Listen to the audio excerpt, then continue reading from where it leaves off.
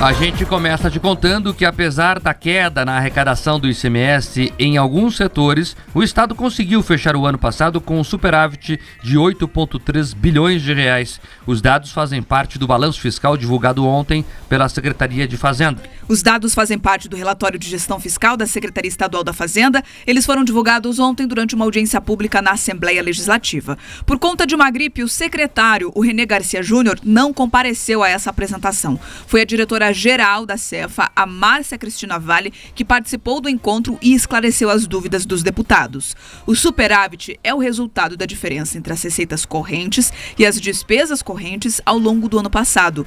Conforme os números do relatório de gestão fiscal, as receitas alcançaram 62 bilhões e 700 milhões de reais, enquanto despesas atingiram 54 bilhões e 400 milhões de reais.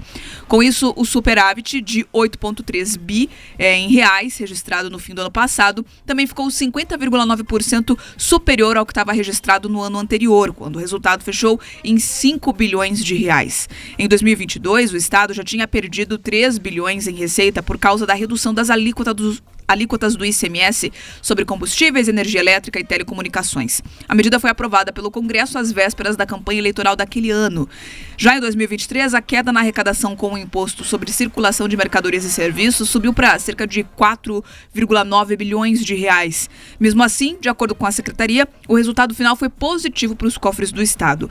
A diretora-geral da Cefa, Márcia Cristina Vale, ressaltou esse resultado fiscal alcançado no ano passado. Nós tivemos, então, em 2023, um acréscimo de 3% real na receita do Estado e 12% nas despesas. E tivemos também, apesar, até por uma boa causa, os 3%, na verdade, veio muito positivamente, que nós tivemos uma perda muito grande em relação à Lei Complementar 9498, que atingiu muito o ICMS de todos os estados, né?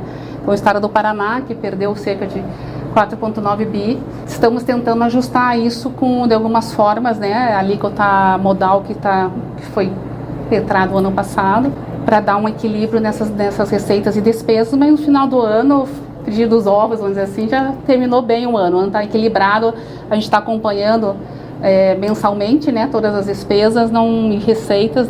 Vamos passar um ano de 2024 bem, se estiver dentro dessas expectativas todas.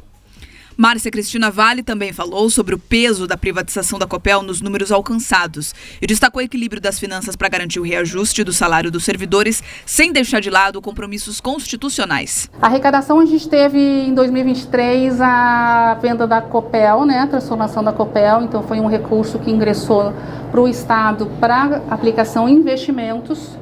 Ele é um recurso definido para isso, não pode ser utilizado em despesas correntes, ele vai computar com a despesa total do Estado, mas ele tem uma limitação de utilização, né? Então ele vai ser utilizado muito em investimentos para o Estado. O salário está garantido, assim como todo o cumprimento das demais despesas que o Estado adquiriu, vamos dizer assim, né? Todas as vinculações constitucionais de saúde e ensino vão ser cumpridas, todas as despesas que já estão comprometidas e esperadas vão ser cumpridas. Em relação a toda o conhecido, o cumprimento das despesas existentes, não tem problema nenhum, que isso aí está garantido realmente. A apresentação feita ontem na Assembleia Legislativa está prevista na Lei de Responsabilidade Fiscal, que exige a demonstração e a avaliação periódica do cumprimento das metas fiscais pelo Estado.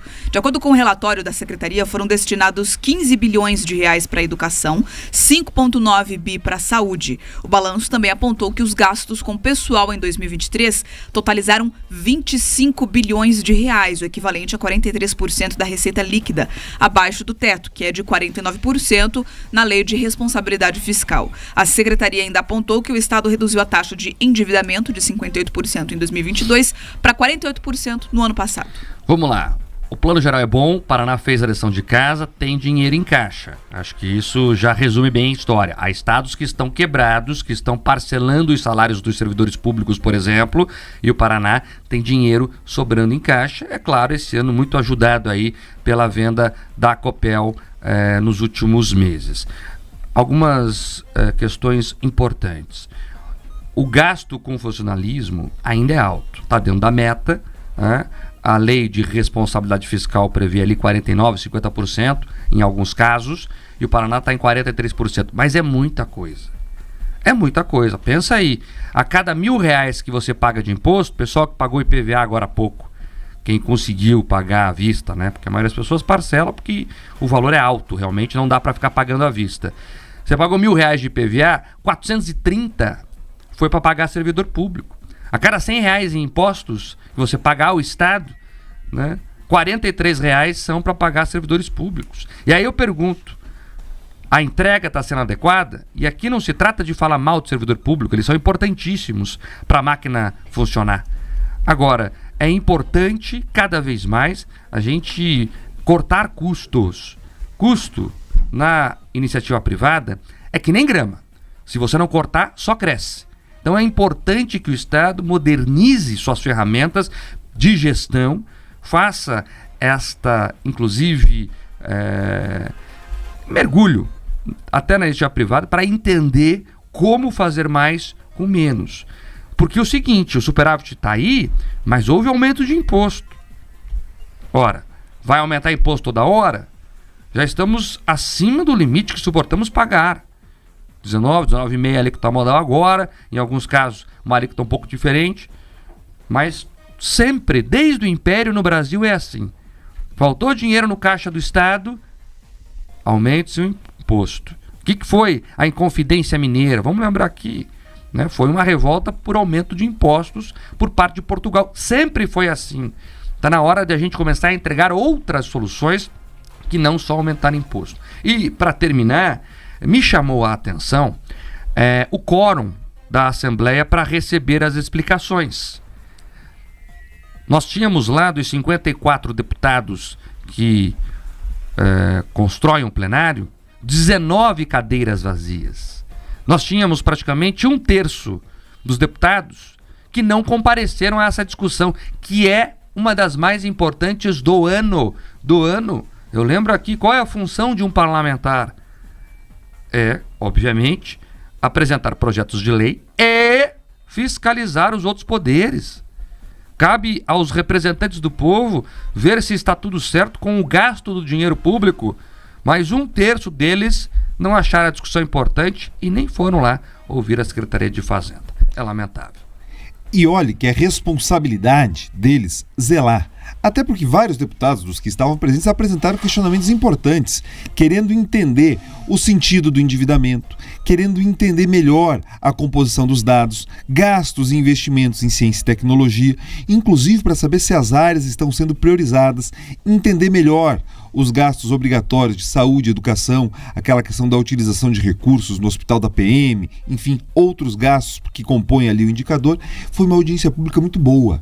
A diretora-geral da Cefa, ela teve a oportunidade de explicar no detalhe. Mostrou, olha, você teve queda aqui no ICMS de combustíveis, mas depois foi recomposto. Você teve da energia, teve de comunicação e o ICMS modal recompôs, o que possibilitou ali um ganho real do ICMS na casa de 1% e nominal de 6%. Agora, o que fica ainda como um recado preocupante, além do crescimento muito grande, né, das despesas, principalmente na questão dos servidores públicos, também é o endividamento. Então, o Paraná colocou como meta atingir o índice Capag, que é medido pela Secretaria do Tesouro Nacional, que mostra que o Estado é um bom pagador, que possibilita ali operações de crédito, inclusive as internacionais. O Paraná colocou como meta atingir, ser o primeiro Estado a conseguir o nível A. Para isso, precisa equalizar melhor, Mark, ali a rubrica das despesas e do endividamento, não só na rubrica ou na coluna da arrecadação. Agora,